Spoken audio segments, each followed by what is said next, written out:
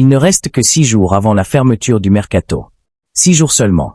Et pourtant, ce qui est en train de se préparer pourrait complètement bouleverser la fin de marché du FC Barcelone. Parce qu'en quelques heures, 4 dossiers se sont brutalement accélérés. Une offre absolument folle vient d'arriver pour l'un des joueurs les plus importants du Barça. Et quand je dis folle, je ne parle pas simplement d'un gros chèque.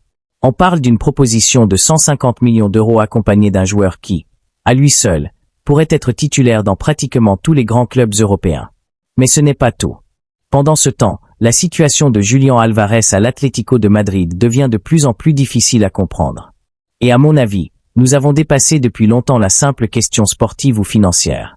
Ce dossier ressemble désormais davantage à une bataille d'orgueil.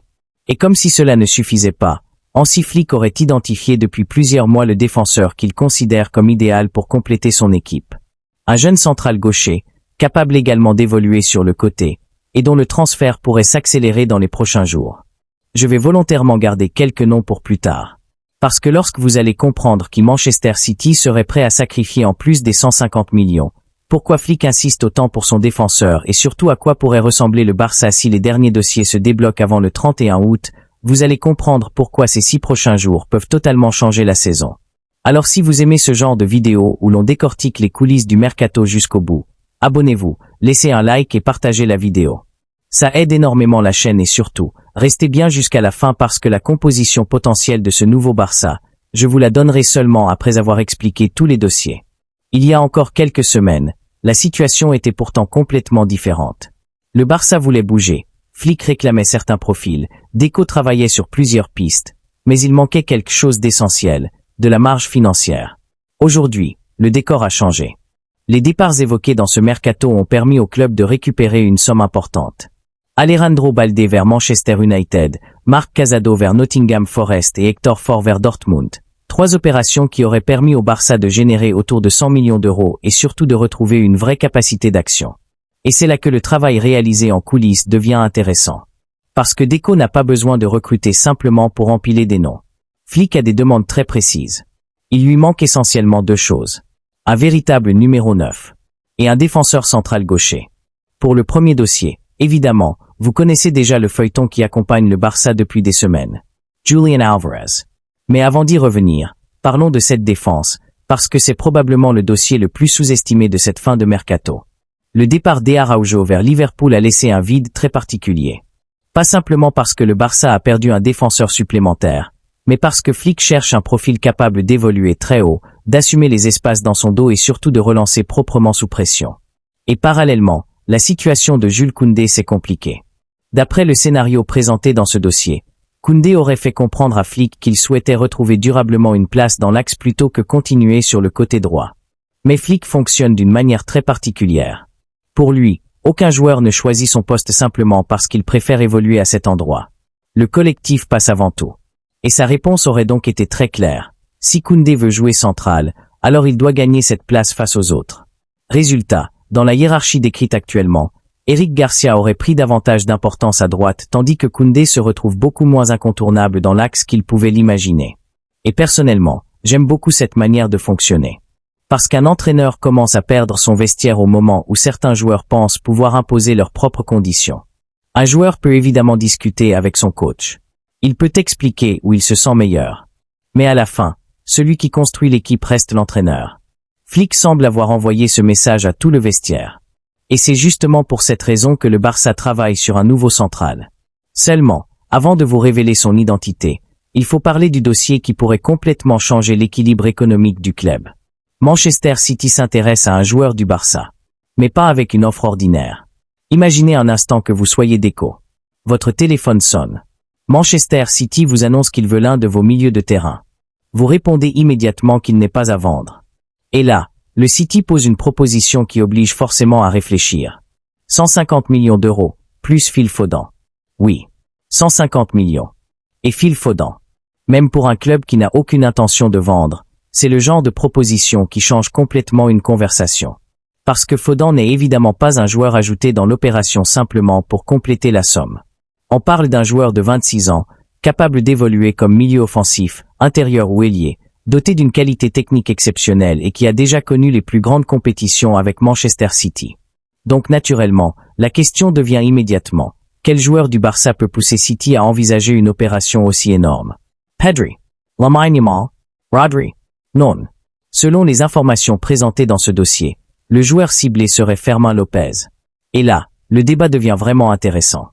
Parce que Fermin n'est plus simplement un jeune joueur prometteur. Il représente désormais quelque chose de très précieux dans le football moderne, un milieu capable d'apporter du mouvement, des courses sans ballon, du pressing et surtout des buts.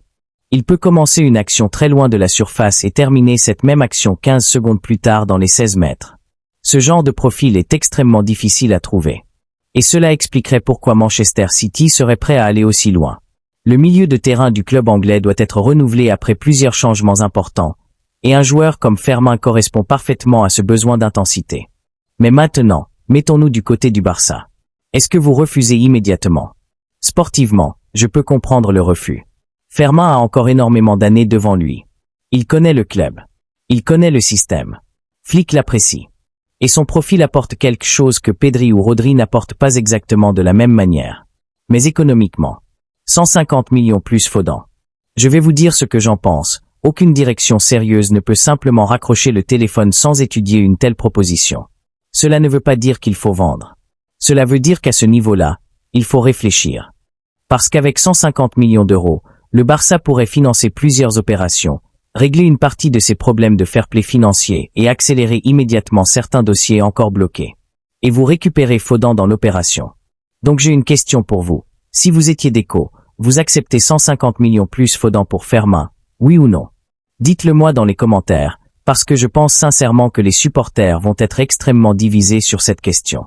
Et si vous êtes encore là, profitez-en pour mettre un like à la vidéo. Parce que maintenant, on arrive au dossier où, selon moi, les décisions deviennent beaucoup plus difficiles à défendre. Julian Alvarez. Depuis plusieurs semaines, le Barça le veut. Le joueur souhaiterait rejoindre Barcelone. Une offre autour de 100 millions d'euros serait sur la table. Et malgré cela, l'Atlético continue de résister. En temps normal, je pourrais comprendre. Quand vous possédez un joueur de ce niveau, vous essayez évidemment de le conserver. Mais la situation devient beaucoup plus étrange lorsqu'on regarde ce qui se passe autour. L'Atlético aurait essayé de recruter Tijani Reinder, un milieu de terrain capable d'apporter exactement le type de qualité réclamée par Diego Simeone. Les discussions auraient été sérieuses. Mais finalement, l'opération n'a pas abouti pour des raisons financières. Et Reinder aurait fini par accepter une autre destination. C'est là que le cas Julian devient presque contradictoire. D'un côté, votre entraîneur réclame des renforts. De l'autre, votre marge financière vous empêche de conclure certains transferts. Et parallèlement, vous avez un joueur pour lequel un club serait disposé à payer environ 100 millions d'euros. Si ce joueur voulait absolument rester, le débat serait différent. Mais selon le scénario décrit depuis plusieurs semaines, Julian souhaite partir. Alors quelle est la logique? C'est là que j'ai personnellement du mal à comprendre la position de la direction madrilène. Parce qu'à partir d'un certain moment, conserver un joueur contre sa volonté simplement pour éviter de le vendre au Barça peut coûter plus cher sportivement que de le laisser partir. Avec 100 millions, l'Atlético pourrait chercher un autre attaquant. Renforcer son milieu. Donner à Simeone davantage de profondeur. Peut-être même rééquilibrer plusieurs secteurs avec une seule vente. À la place, le club se retrouve avec un feuilleton permanent, un joueur sous pression et un entraîneur qui attend toujours certains renforts. C'est pour cela que, selon moi, ce dossier n'est plus seulement financier. Il devient une question d'orgueil entre deux clubs. Et le problème avec l'orgueil dans le football, c'est qu'il coûte parfois extrêmement cher. Parce que si le 31 août arrive, que Julian reste contre son souhait et que l'Atlético n'a pas réussi à renforcer correctement son effectif, tout le monde reviendra vers la même question. Pourquoi ne pas avoir utilisé cette vente pour reconstruire? Et pendant ce temps, Julian continue d'attendre. Il aurait supporté les critiques, les tensions, le banc, les discussions avec Simeone. Et malgré tout cela, son intention n'aurait pas changé. Il veut le Barça. Maintenant, revenons à Barcelone. Parce qu'il existe un autre joueur qui attend également que les dominos commencent à tomber. Un défenseur. 23 ans. Koché. International français. Capable d'évoluer dans l'axe mais également d'occuper le côté gauche. Un joueur que Flick suivrait depuis plusieurs mois. Son club est disposé à discuter. Lui-même serait ouvert à un départ. Et surtout, ses caractéristiques correspondent presque parfaitement au football voulu par Flick. Ce joueur, c'est Castello Luqueba, le défenseur du RB Leipzig. Et cette piste, à mon avis, est beaucoup plus intéressante qu'elle n'en a l'air. Parce que lorsque vous regardez simplement son nom, Vous pouvez vous dire, très bon jeune défenseur, encore un prospect. Mais le raisonnement de Flick va plus loin. Le Barça joue avec une ligne extrêmement haute. Cela signifie que ses défenseurs passent une grande partie du match avec énormément d'espace derrière eux. Dans ce système, être bon dans sa propre surface ne suffit pas. Il faut savoir anticiper. Sortir rapidement. Défendre loin du but. Être suffisamment rapide pour récupérer lorsque la première pression est éliminée. Et surtout savoir relancer. Parce que chez Flick, le premier attaquant est parfois le défenseur qui casse une ligne avec une passe verticale. Lukeba possède justement ce mélange. Jeune. Rapide. À l'aise techniquement. Gaucher naturel. Déjà expérimenté malgré son âge. Et surtout disponible. C'est probablement le mot le plus important. Parce que plusieurs grands centraux peuvent intéresser le Barça. Mais combien sont réellement accessibles à quelques jours de la fermeture du marché? Très peu. Leipzig disposerait d'une clause importante pour son défenseur, autour de 80 millions d'euros, mais une opération plus proche des 60 millions pourrait être envisagée selon les conditions décrites dans le dossier. Et là, on comprend pourquoi les ventes réalisées par Deco sont si importantes. Sans elles, 60 millions pour un défenseur était difficile à imaginer. Avec elle, l'opération devient possible. Il reste cependant un élément à débloquer, la situation de Baldé et Manchester United. Si cette sortie est définitivement finalisée et que l'argent entre, Deco pourrait alors accélérer avec Leipzig. Et imaginez simplement le potentiel. Pau Cubarsí, 19 ans. Lukeba, 23 ans. Deux défenseurs extrêmement jeunes capables de construire ensemble pendant plusieurs saisons. L'un possède une lecture du jeu exceptionnelle. L'autre apporterait davantage de puissance et de vitesse. Et derrière eux, Flick conserverait suffisamment de solutions pour faire tourner. C'est exactement le genre de recrutement que j'aime voir dans un grand club. Pas simplement acheter le nom qui fait le plus de bruit. Acheter le joueur qui correspond au système. Parce qu'un excellent joueur dans le mauvais système peut devenir moyen. Mais un joueur parfaitement adapté au football de son entraîneur peut rapidement prendre une autre dimension. Et surtout, Lukeba arriverait avec un rôle clair. Pas comme une simple option supplémentaire. Flick le verrait comme son central gaucher. Voilà pourquoi son nom revient avec autant d'insistance. Et maintenant, relions tous les dossiers. Fermin reçoit une proposition gigantesque de Manchester City. Le Barça refuse pour le moment. Mais 150 millions plus Fodan peuvent financer une partie importante de la suite du mercato. Lukeba attend l'évolution du dossier Baldé. Julian attend que l'Atlético accepte enfin de discuter sérieusement. Et Deco doit faire tenir toutes ces opérations dans une période extrêmement courte. C'est là que les 6 derniers jours deviennent fascinants. Parce qu'un seul transfert peut déclencher les autres. Bald part. Le Barça accélère sur Lukeba. Manchester City améliore éventuellement son offre. Le Barça récupère une somme énorme.